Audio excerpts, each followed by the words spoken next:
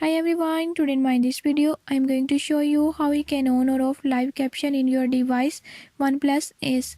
In this video I'll tell you a few tips and tricks that you can use to do it.